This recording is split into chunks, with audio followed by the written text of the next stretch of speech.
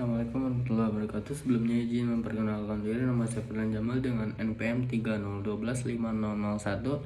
Pada kesempatan kali ini saya akan menjelaskan perbedaan negara Indonesia dan Argentina dalam perspektif ilmu negara. Perbandingan ini dilakukan karena meskipun Indonesia dan Argentina sama-sama berbentuk republik dan menganut sistem pemerintahan presidensial, kedua negara memiliki latar belakang sejarahnya masing-masing, bentuk negara, serta dinamika politik juga yang berbeda. Perbedaan tersebut mempengaruhi cara negara tersebut dijalankan, hubungan antara pemerintah pusat dan daerah, serta tingkat stabilitas politik dan ekonomi masing-masing negara. Indonesia memilih negara bentuk kesatuan dengan Pancasila sebagai dasar negara untuk menjaga persatuan dan keberagaman. Sementara itu, Argentina memilih bentuk negara federal sebagai respon dan konflik pusat dan daerah setelah pasca kemerdekaan. Oleh karena itu, perbandingan kedua negara ini menjadi menarik dianalisis secara kritis. Melalui penjelasan ini saya akan membahas asal mula terbentuknya negara, bentuk negara, sistem pemerintahan, kondisi politik, sosial, ekonomi, budaya, dan agama, serta menganalisis tingkat kemajuan kedua negara berdasarkan teori ilmu negara. Yang pertama, bagaimana asal mula terbentuknya negara tersebut. Negara Indonesia melalui proses perjuangan panjang melawan penjajahan Belanda dan Jepang.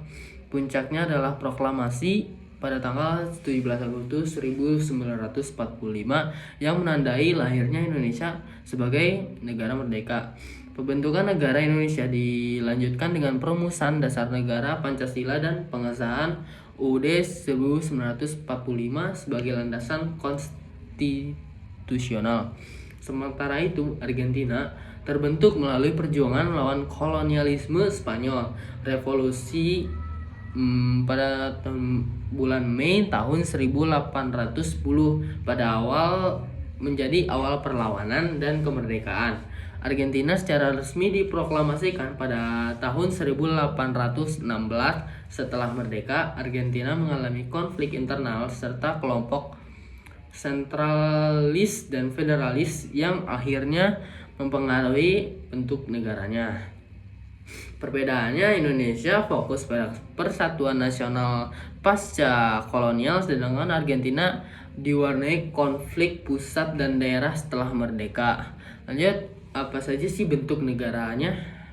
Indonesia menganut bentuk negara kesatuan di mana kedaulatan berada pada pemerintahan pusat. Pemilihan bentuk negara kesatuan dilatar belakangi oleh kondisi geografis Indonesia sebagai negara kepulauan dan masyarakat yang sangat beragam.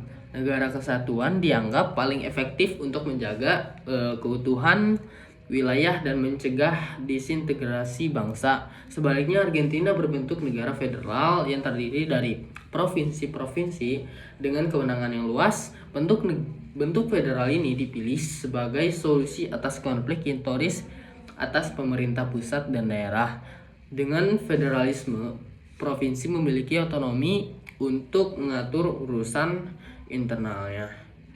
Lanjut ke pertanyaan ketiga, bagaimana bentuk pemerintahan dan sistem pemerintahan negara ini. Indonesia dan Argentina sama-sama berbentuk republik dan menganut sistem pemerintahan presidensial. Di Indonesia, presidensial berperan sebagai kepala negara sekaligus kepala pemerintahan dan dipilih langsung oleh rakyat. Sistem ini diperkuat dengan mekanisme check and balance antara eksklusif legislatif dan yudikatif. Sementara kalau di Argentina juga menerapkan sistem presidensial ini, namun dalam kerangka federal, Presiden Argentina memiliki kekuasaan dan yang relatif kuat, terutama dalam kondisi krisis ekonomi dan politik yang seringkali mempengaruhi hubungan antar pemerintah pusat dan provinsi. Perbedaan praktiknya, presidensialisme Indonesia lebih dikontrol oleh konstitusi, sedangkan di Argentina lebih bersifat sangat personalitik. Lanjut, bagaimana kondisi politik, sosial, ekonomi, budaya, dan agama di negara Indonesia dan Argentina. Secara politik, Indonesia relatif stabil dengan sistem demokrasi yang berjalan melalui pemilu berkala. Namun, tantangan seperti korupsi dan politik masih menjadi persoalan secara sosial dan budaya. Indonesia sangat majemuk sehingga toleransi dan persatuan menjadi isu penting. Dari sisi ekonomi, Indonesia tergolong negara berkembang dengan pertumbuhan ekonomi yang cukup stabil.